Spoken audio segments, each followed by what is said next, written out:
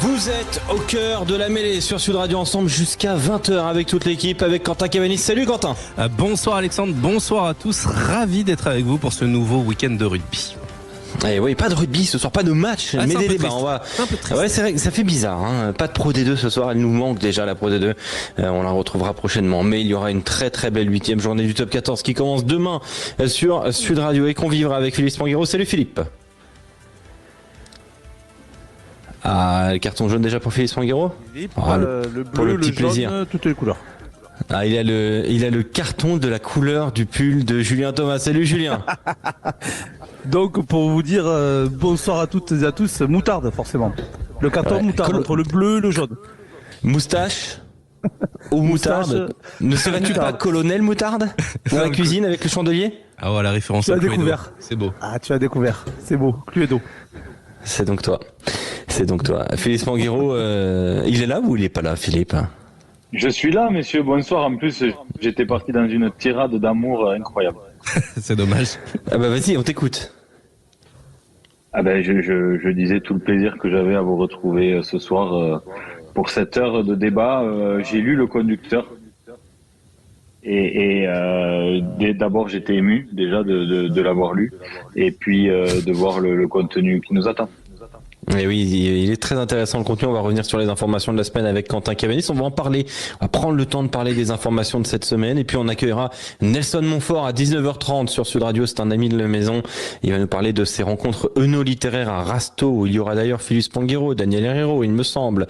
C'est demain et après-demain. Et puis on reviendra sur la chronique de Philippe en avant l'écho avec est-ce que le rugby devient fou sur le marché des transferts. On développera ça tout à l'heure. Et puis évidemment, en haut de l'affiche pour déterminer quelle est la meilleure affiche de la 8e journée du Top 14. Et c'est Julien Thomas qui a, il me semble, la ceinture de la victoire. C'est ça, si je me trompe pas, Julien? Je crois que peut-être Adrien, non? Ah, c'est Adrien qui a la ceinture de la victoire. Adrien, bonsoir. Oh là là, ça veut dire qu'Adrien... Comment ça va? Adrien, tu vas devoir participer à son haut de l'affiche. Tu dois défendre. Ah bah normalement c'est ta ceinture. Et bah donc, mais dans quel rêve vous vivez pour dire ça? J'ai pas perdu depuis 2017. Mais t'es pas là?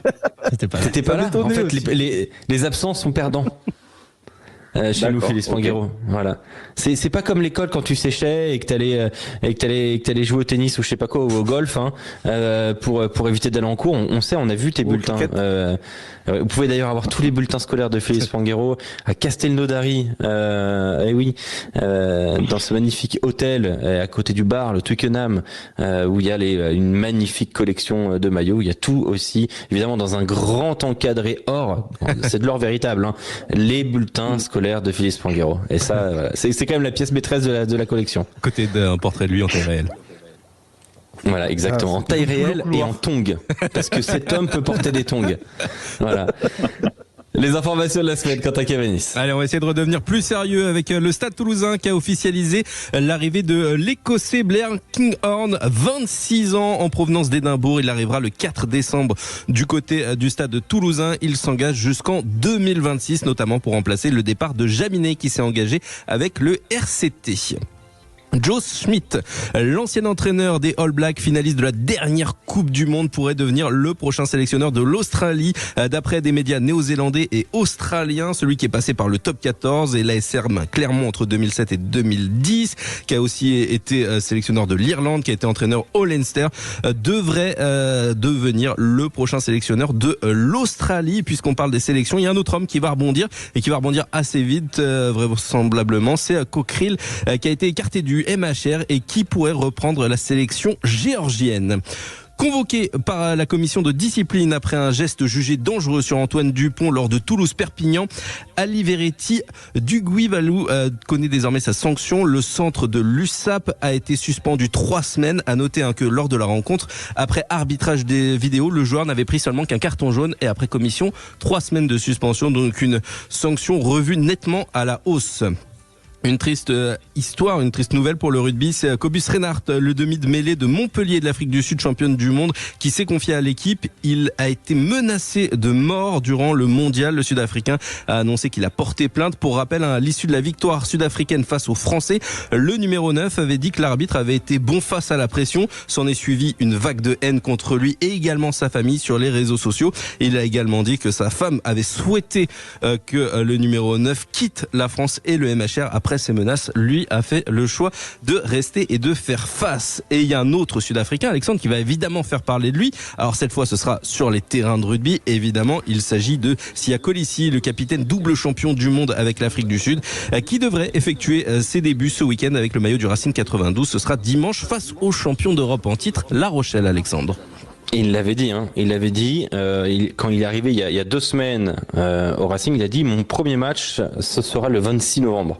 Ah oui. Un homme de parole. Non.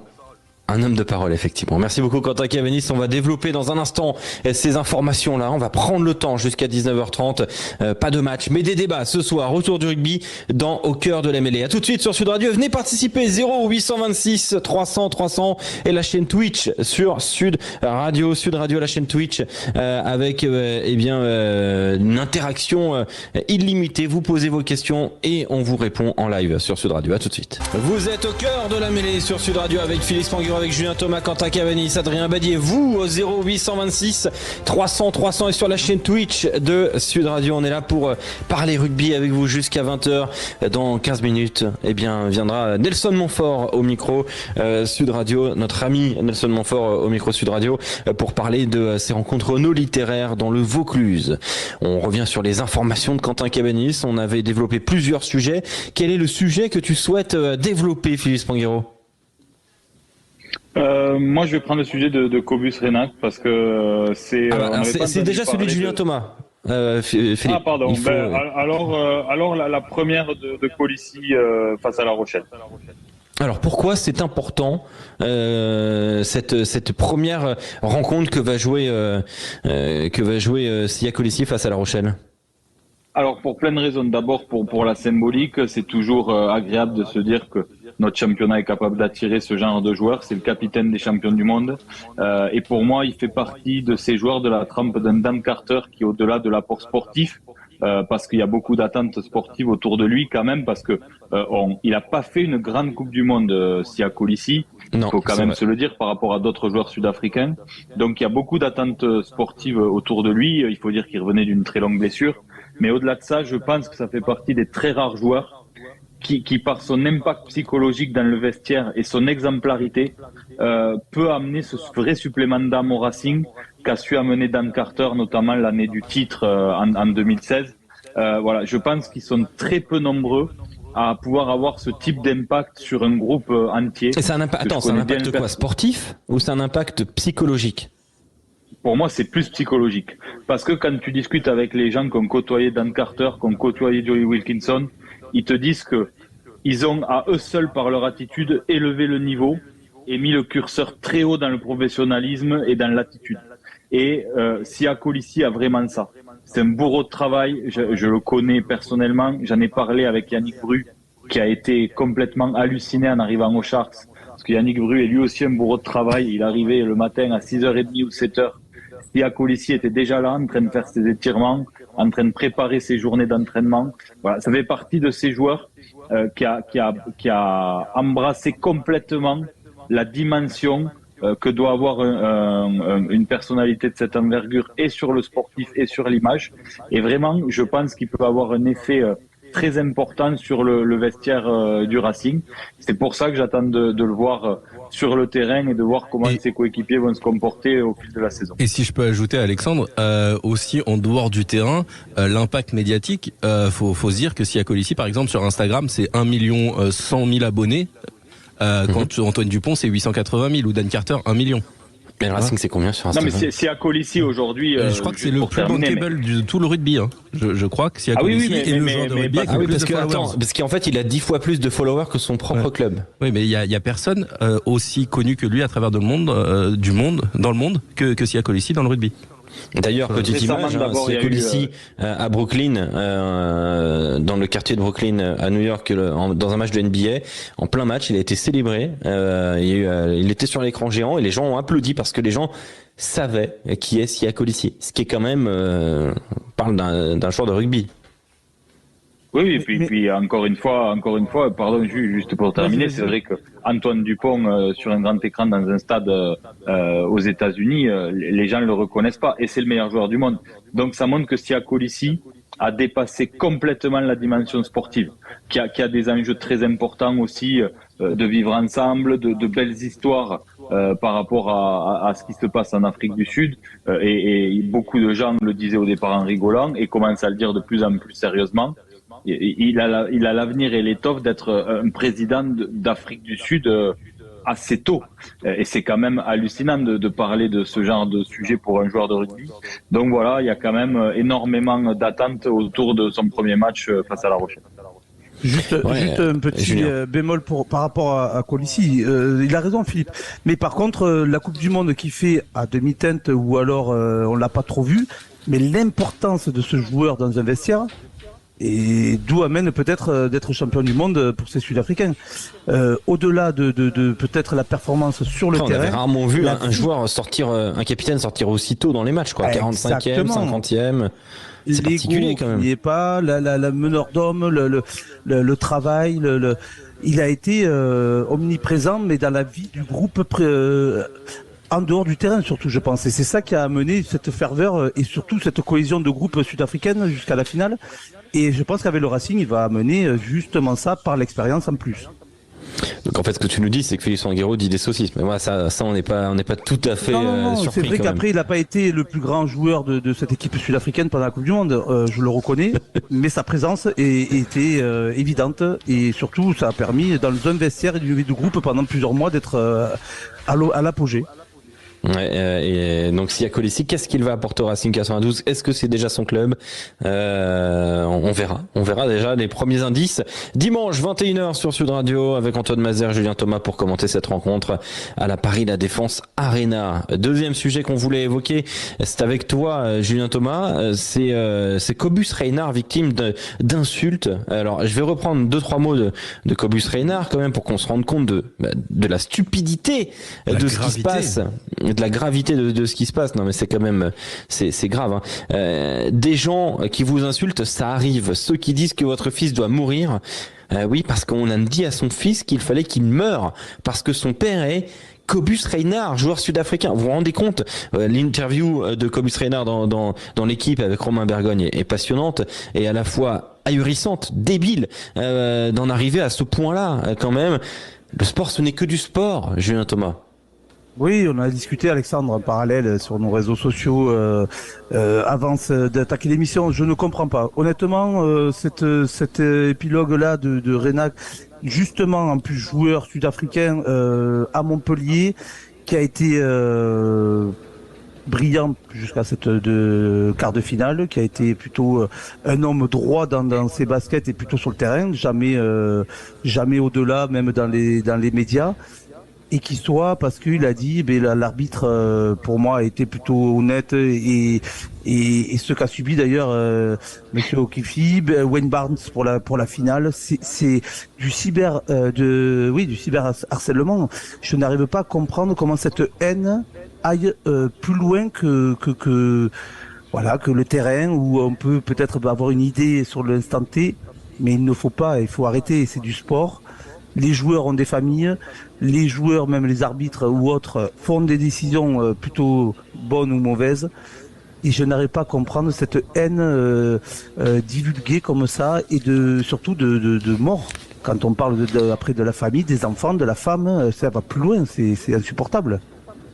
Comment on peut l'expliquer ça, Félix Anguero? Est-ce qu'il y a une libération de la débilité? Est-ce qu'on entend plus cette débilité-là de ces gens, cette violence verbale, ces agressions verbales que peut-être à l'époque ces gens-là se disaient entre potes autour d'une bière dans un bar. Et maintenant ils vont à la rencontre des gens. Ils vont à la rencontre des gens aussi sur les réseaux sociaux grâce à l'anonymat. Comment tu l'expliques?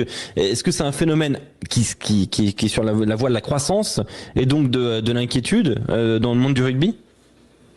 Malheureusement, j'ai très peur que oui, que ça aille en s'amplifiant, parce que notre société est faite de plus en plus d'agressivité, de moins en moins de nuances. On l'a vu ces dernières semaines, le complotisme qui prend énormément de place sur la façon dont World Rugby aurait prémédité l'arbitrage, le niveau d'agressivité. Et donc malheureusement, oui, le rugby va pas y échapper, mais c'est vrai que c'est facile à dire. Mais je crois que Cobus Reinait a raison de parler de ce problème-là, a raison de rester, de tenir bon. Il y a beaucoup de facilité avec tout ça par rapport à l'anonymat des réseaux sociaux. Et ouais, ça crée un climat qui est quand même extrêmement complexe. Et je me demande dans quelle mesure les joueurs doivent pas se protéger un peu. C'est terrible ce qu'ils vivent parce que ils sont des hommes médiatiques, donc ils sont obligés de rester connectés quand même aux réseaux sociaux. Mais malgré tout, ça amène un niveau de violence qui est très compliqué pour eux à assumer parfois. Et donc je me demande dans quelle mesure certains ont pas envie souvent et avec raison de quitter les réseaux sociaux parce que ça devient vraiment n'importe quoi. Mais il faut tenir bon, il faut tenir bon. Ouais. Mais par contre, il peut y avoir... Oui, Philippe. Julien, pardon. Julien. Non, mais là je rejoins Philippe, c'est cette haine, mais cette haine peut-être qui est divulguée par rapport à ta performance du samedi, du match, des façons, mais c'est individuel et sportif, et que tu as droit, quand tu es sportif de haut niveau, tu sais très bien que tu as, que ce soit la presse, les supporters ou autres, quand tu gagnes, tout est beau, tout est rose, mais comme tout le monde, piédestal. Je veux dire. Exactement. Donc non, mais t'imagines, tu acceptes de recevoir des critiques, mais individuelles et sportives, mais tu ne peux pas. Mais non, mais c'est trop, mais non. Tu peux pas. Enfin, je comprends que tu familiaux et d'enfants. Ah non, c'est mais Julien, je comprends que pour un sportif de haut niveau, il faut accepter ça, mais enfin, il faut accepter la critique, mais pas la menace. Ah, mais parce que non, mais et puis même, enfin, t'imagines toi qui es sportif de haut niveau, tiens, toi tu vas voir le mec il te critique, imagine, tu le suis au boulot, tu fais ah mais attends, mais c'est pas comme ça qu'on fait. Ah mais non, mais c'est pas ça. Ah mais tu travailles mal. T'imagines si tu te permettais d'avoir les mêmes réflexions que les gens ont sur ton travail de sportif de haut niveau. Imagine, tu transposes ça dans la vie de tous les jours, tu vas avoir un gars dans la rue, tu vas avoir le boulanger, tu fais bah attends mais ton pain c'est de la merde, tu fais pas ça comme ça, bah t'imagines le mec il le prend mal, il t'en fout une, bah c'est la même chose. C'est la même chose. Les gens se permettent de critiquer le métier des autres avec leur expertise à 2 balles. Donc c'est quand même un gros problème. Et là je vais essayer de prendre un peu de pincette, mais est-ce que je dis pas que c'est l'intégralité du problème, hein, mais est-ce que l'un des points d'analyse ne serait pas aussi les paris sportifs et ce que ça engendre? C'est-à-dire que il y a des gens, encore une fois, pas tout le monde, qui regardent du sport désormais non plus pour la beauté de ce que c'est le sport, le rugby, mais parce que aussi c'est une question d'argent, c'est une question d'enjeu financier, et les gens, tout simplement, quand ils perdent, on l'a vu dans le tennis, hein, il y a des joueuses de tennis, elles se font insulter à longueur de journée parce qu'elles ont perdu un match. Non mais vous vous rendez compte? Parce que et tout ça à cause des paris sportifs. Est-ce que ce n'est pas aussi un élément d'analyse, Philippe? Bien sûr que c'est un élément d'analyse, mais il y a plein d'éléments d'analyse. Mais ça, en effet, c'est un des facteurs parce que il y a des gens qui perdent de l'argent et pour lesquels c'est beaucoup plus facile de remettre en question la performance des joueurs sur lesquels ils ont parié que l'intérêt même du pari sportif. Et donc, mais c'est un bout du problème. Mais moi aujourd'hui, ce que je reproche, et c'est vrai dans la société, et le monde du sport y échappe pas, et quelque part c'est malheureux, mais c'est normal. Il y a une hystérie des débats, c'est-à-dire qu'il n'y a plus aucun filtre sur ce qui est sur l'arbitrage pendant la Coupe du Monde, c'était n'importe quoi. Donc je suis d'accord avec toi dans ce que tu dis dans la vraie vie, mais c'est difficile de transposer. Aujourd'hui, moi je crois que les sportifs de haut niveau doivent accepter de recevoir des critiques sur les réseaux. C'est dur, mais c'est comme ça, en disant t'as pas fait un bon match. Voilà, mais ça à la limite. Voilà. Non mais ça à la limite j'entends, tu vois. Mais ça va beaucoup trop loin. Et aujourd'hui, la réalité, c'est que les sanctions en face sont pas du tout de nature à limiter le phénomène. Non, et d'ailleurs, pour terminer sur les paris sportifs, jouez. Si vous avez 18 ans, jouez, faites-vous plaisir, amusez-vous, mais ne jouez jamais l'argent que vous ne pouvez pas vous permettre de perdre. C'est nos amis de Trash Talk qui disent ça, le média basket, et ils ont totalement raison. Ne jouez pas l'argent que vous ne pouvez pas vous permettre de perdre. C'est aussi simple que ça. Ça évite beaucoup de problèmes et beaucoup de colère un petit peu idiote sur les réseaux sociaux quand vous allez sur le compte Instagram d'un joueur de rugby ou d'une joueuse de rugby que vous allez l'insulter. Regardez-vous dans la glace et dites-vous que ça pourrait être votre sœur ou votre frère. Déjà, ça met un petit peu les éléments, ça rafraîchit un peu la tête. On va parler justement, de réflexion, on va parler de littérature, de vin aussi, parce que parfois ça peut aller ensemble et ça va peut-être parfois trop ensemble d'ailleurs. Avec Nelson Montfort, puisqu'on va parler des rencontres œno-littéraires à Rasto, et il y aura des membres de l'équipe Sud Radio sur place. À tout de suite. Vous êtes sur Sud Radio, Cœur de la Mêlée avec Julien Thomas, avec Félix Panguero, Quentin Cavanis, Adrien Abadi. Cette émission est dédiée à Thomas, jeune joueur de rugby, tué, assassiné à Crépol, avec des joueurs qui évoluaient notamment dans la Ligue Auvergne-Rhône-Alpes, et on pense fort à lui, à sa famille, à ses proches. Demain sur Sud Radio d'ailleurs, à ce sujet, René Bouscatel, président de la Ligue nationale de rugby, sera en direct à 9h avec Morgane Thomas, Jean-Marie Bordry, pour évoquer les hommages du top 14 à Thomas de Crépol. Et cette émission lui est donc dédiée à lui, à ses proches et à sa famille. Bonsoir Nelson Montfort, bienvenue sur Sud Radio. Bonsoir Alexandre, bonsoir à vous tous. Bonsoir Nelson. On est avec Julien Thomas, avec Félix Panguero. Un tout petit mot avant d'évoquer les rencontres œno-littéraires à Rasto. On parlait de ces gens qui se permettent d'attaquer ouvertement, parce que c'est maintenant le cas, les sportifs de haut niveau, que ce soit sur les réseaux sociaux ou en vrai, pour des performances qu'ils ne jugent pas à leur convenance, parfois à cause de paris sportifs, parfois parce que le sport n'est plus un sport pour ces gens qui suivent les compétitions. Est-ce que toi Nelson, t'as déjà eu des retours d'athlètes, notamment olympiques, mais pas seulement, sur des gens qui en fait c'est quasiment du harcèlement, les insultes sur les réseaux sociaux? Ça doit être très difficile à vivre aussi pour les athlètes. Hélas, j'en ai eu même beaucoup. La pudeur m'interdit d'en dire davantage, mais malheureusement la question que tu poses, la réponse est dans la question, et ça n'étonnera pas non plus Philippe et Julien. C'est aujourd'hui ces réseaux sociaux que j'appelle volontiers des fléaux sociaux. Je porte bien leur nom de fléaux sociaux. Quant au fait de menacer des sportifs, c'est une chose. Quant au fait de menacer leur famille, c'en est une autre. Je m'associe avec beaucoup vous sentez, je pense, dans le ton de ma voix, que vous puissiez dédier cette émission à Thomas. Je trouve que c'est très noble de votre part, et je m'y associe à 1000%. Merci Nelson. Les rencontres œno-littéraires, c'est dès demain du côté de Rasto dans le Vaucluse, samedi 25 et dimanche 26 novembre, donc samedi et dimanche. C'est les premières rencontres œno-littéraires. C'est un festival qui mêle les passions du livre, du vin. C'est l'initiative de Gladys Calvier, de son association Trait d'Union. Je reprends tes mots, Nelson. Je reconnais un bon vin autant qu'un bon livre. Est-ce que le monde littéraire et œnologique, si je puis dire ainsi, ces deux mondes-là ont souvent été associés? Je pense qu'ils vont totalement de pair, et je dirais même que par rapport à ce dont nous venions de parler il y a 2 minutes, je dirais qu'ils vont encore plus de pair. Ces rencontres œno-littéraires sont avant tout basées sur la joie de vivre. J'ai à côté de moi, au moment où je vous parle, quelques-uns des intervenants qui vont être présents ces 2 jours. Je pense à Mahmoud Nasmi, qui a écrit un magnifique livre qui s'appelle Un Afghan à Paris, où il parle de la solitude qu'il avait au départ, et après il est devenu comme nous tous, avec une adaptation extraordinaire. Je pense également à Bruno Queugnoux, qui est un maître œnologue et qui a écrit plusieurs livres, qui va participer à plusieurs tables rondes. Et puis j'attends des sportifs. Ça n'étonnera pas Philippe. Il y aura des débats autour du sport, autour du rugby, que vous suivez tellement. Pour la petite histoire, et Philippe le sait, je vous ai écouté beaucoup pendant ce mondial de rugby avec délice, je dirais. Nous aurons également Renaud Leblond, qui a écrit un magnifique livre qui s'appelle s'appelle le nageur d'Auschwitz. Il s'agit du destin absolument extraordinaire du nageur Alfred Nakache.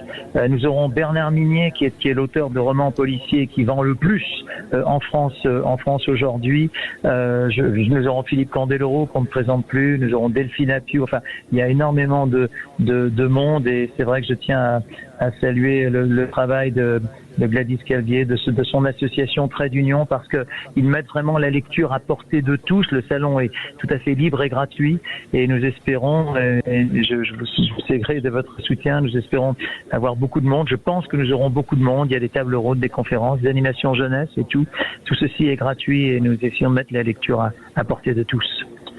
Donc de la littérature, il y aura d'ailleurs Philippe Spanghero pour parler de Docker de l'Ovalie, puis des séances de dégustation avec les vignerons locaux, avec Philippe Spanghero aussi. Voilà, Philippe vous vient pensez pas bien pour rien. qu'un débat sur le rugby sans Philippe Spanghero serait totalement impossible.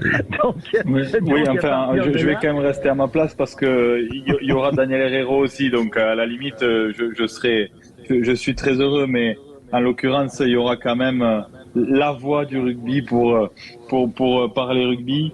Et en tous les cas, je me réjouis, parce que je me permets juste de dire, de te remercier Nelson, et de remercier Gladys aussi pour l'initiative, parce que c'est une très belle initiative, et te remercier Nelson pour tout ce que tu fais sans le dire pour le sport et pour le monde associatif.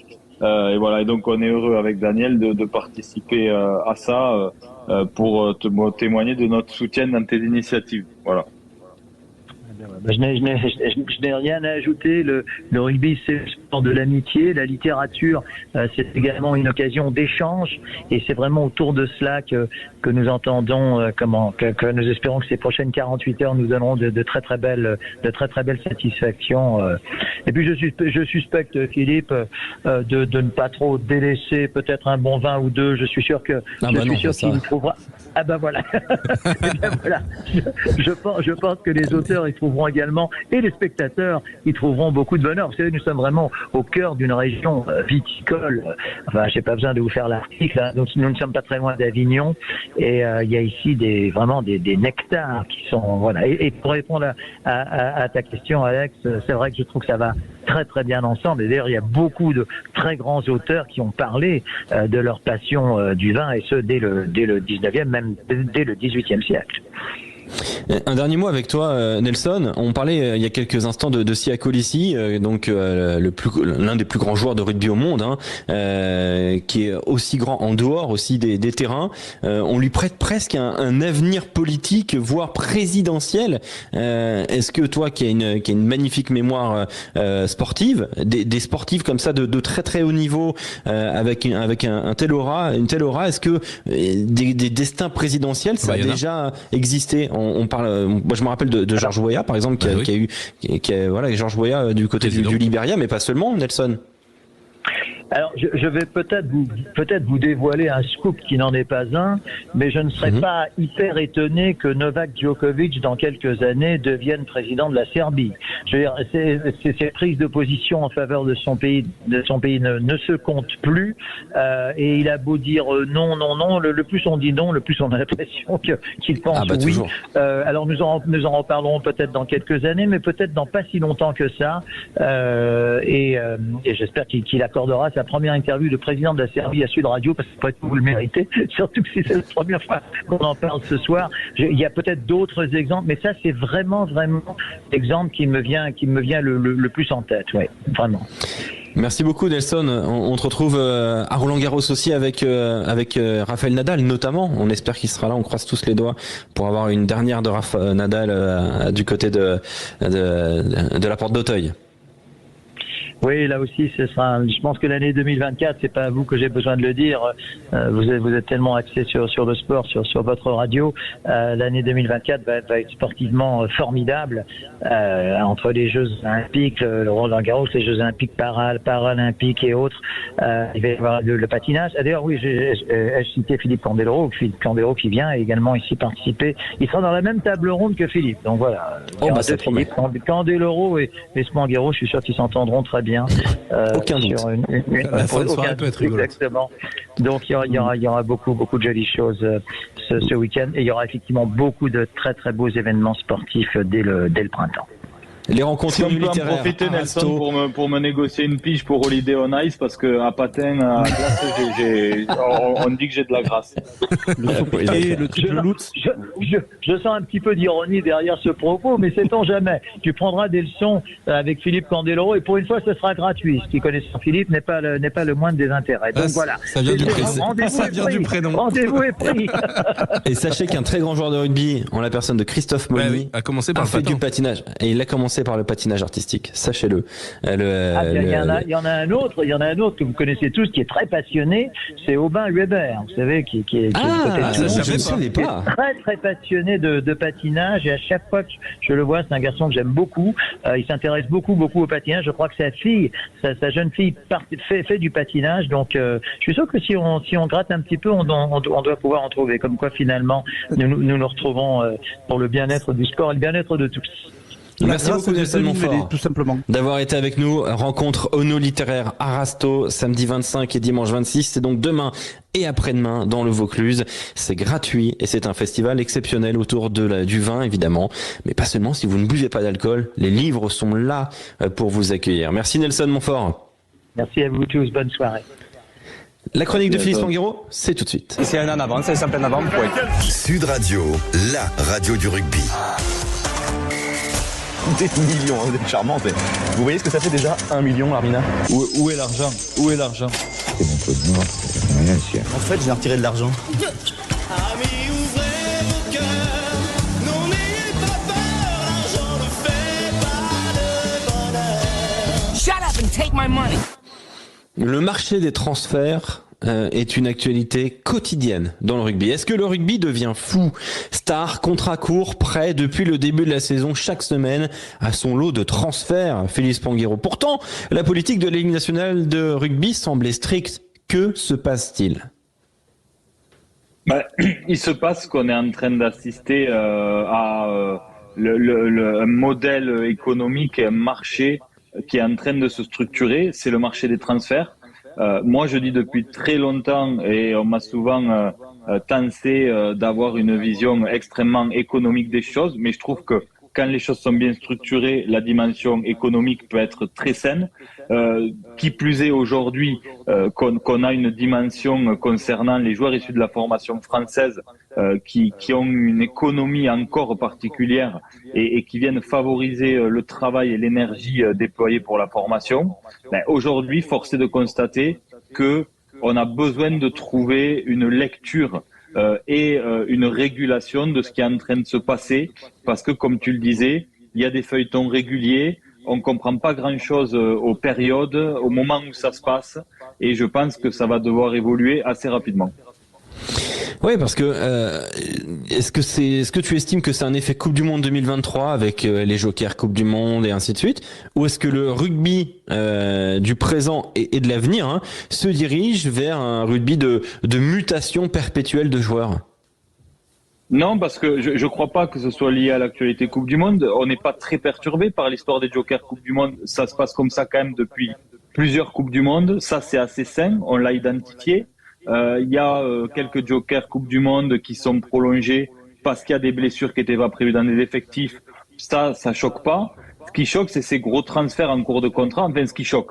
Moi, à titre personnel, ça me choque pas.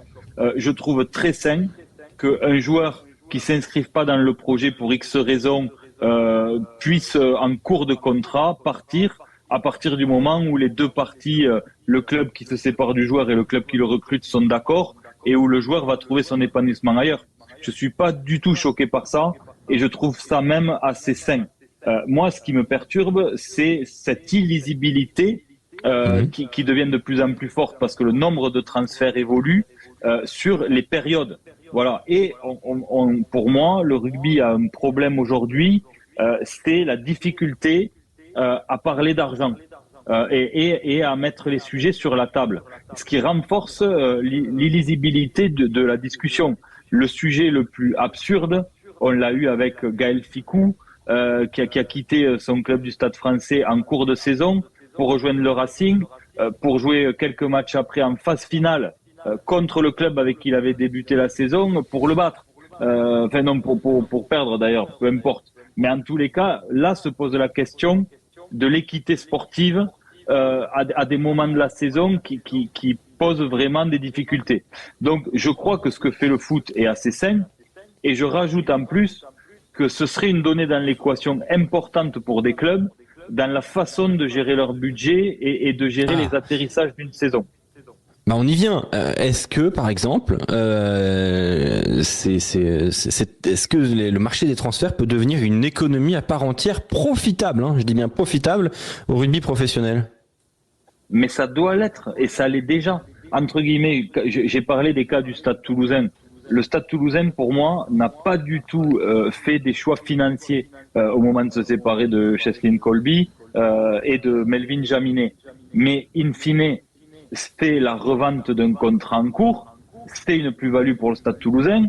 J'avais vu il y a quelques années à des échelles complètement différentes, mais Montauban, qui était en difficulté financière en Pro D2, s'était séparé d'un pilier vendu au Stade français. Ils étaient en difficulté financière. Le Stade français avait besoin d'un pilier GIF de façon urgente. Ils avaient racheté ce joueur à Montauban qui l'avait formé pour un montant important à l'époque.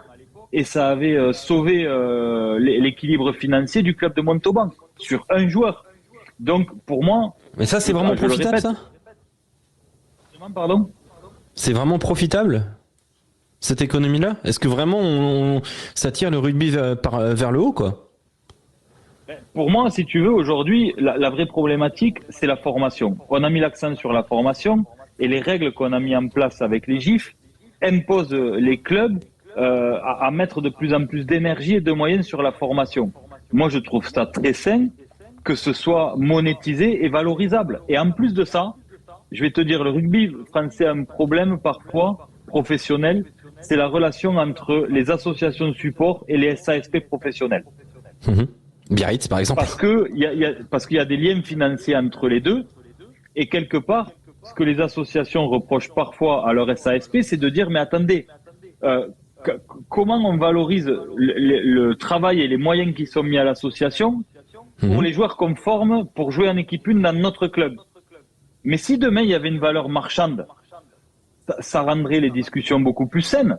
Si on disait, voilà, ce joueur, potentiellement, un club veut nous l'acheter 200 000 euros, on peut considérer qu'il nous a coûté 10 000 euros par an en formation depuis qu'il est chez nous, ben, on a investi 40, il vaut 150, ça permet de réfléchir différemment. Alors, les puristes pourront dire que ça rend le marché un peu complètement inhumain et informel, mais dans les faits, c'est ce qui se passe aujourd'hui.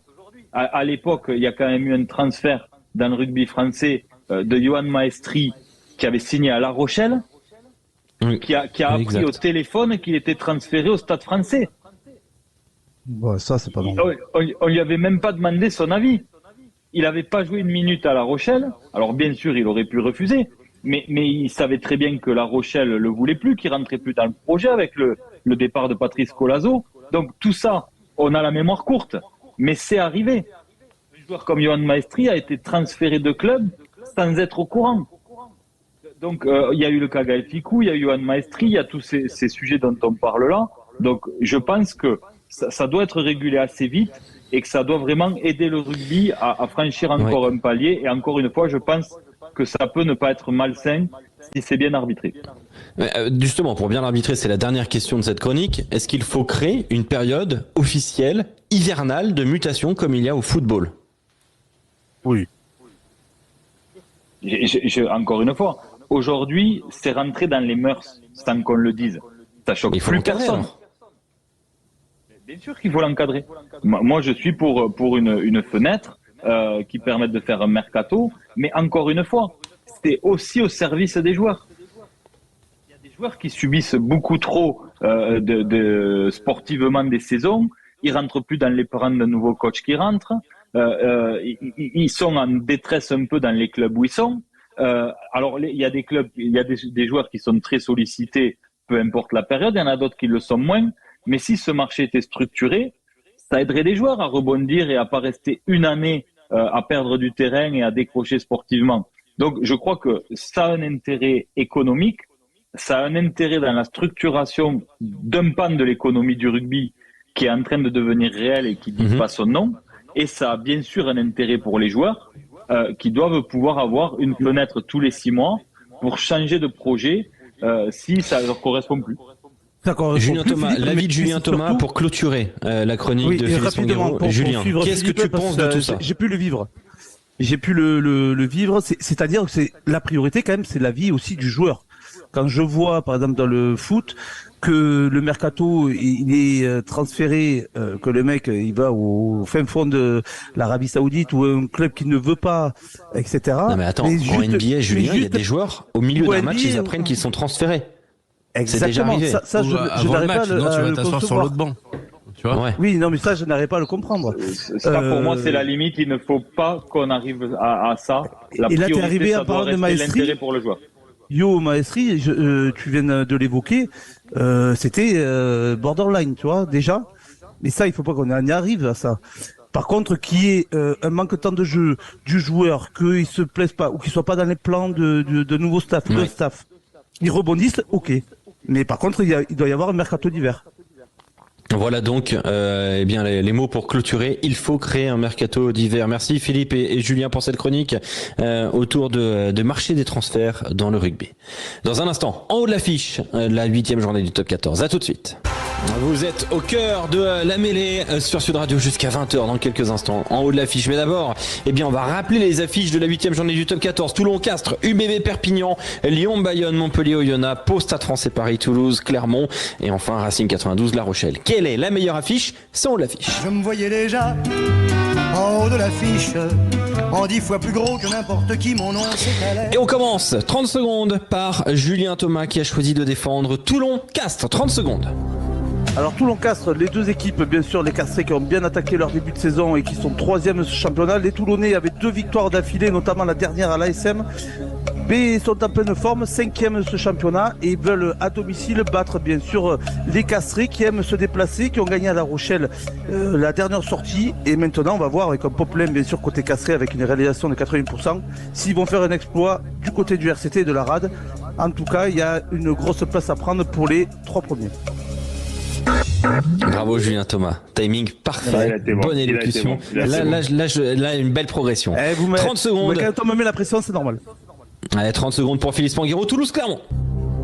À Toulouse-Clermont, pourquoi? Parce que c'est le 6e contre le 7e à 1 point. Et puis c'est un match important pour les deux équipes pour se remettre dans la dynamique. Il y a cette défaite à domicile cruelle pour Clermont la semaine dernière contre Toulon, avec un grand match de rugby. Et puis la défaite de Toulouse à Castres, où on a senti un Hugo Mola assez en colère et remonté sur le caractère collectif de son équipe. On sent que les Toulousains ils sont pas complètement. Donc réception délicate et importante pour les Toulousains de cette équipe de Clermont. C'est l'affiche pour moi. Merci Philippe Spanghero. Adrien Badi, on enchaîne, il faut aller très vite. C'est Montpellier-Oyonnax, il a choisi la difficulté, le tenant du titre. Adrien, 30 secondes. Alors pourquoi Montpellier-Oyonnax? Déjà tout simplement parce que on a hâte de voir ce que va donner Montpellier avec ce nouveau staff 5 étoiles, avec ses Avengers. Est-ce que Patrice Colazo va déjà faire de cette équipe de Montpellier? On va voir toutes les différences de ce nouveau staff. C'est quand même le dernier du championnat contre le 11e, donc on est sur un match très important en termes de points d'ores et déjà. Oyonnax qui reste sur une très belle victoire face à Lyon avec 38 points marqués, donc ce sera peut-être pas un match avec de grandes envolées, mais ce sera un match de combat et très important pour la suite. Pour avoir dépassé, eh bien, Adrien Badi termine 2e aujourd'hui. Victoire de Julien Thomas, dernier Philippe Spanghero. Julien Thomas était exceptionnel. Ouais, il a la ceinture. T'as la ceinture d'en haut de l'affiche. Bravo Julien. Un grand bravo.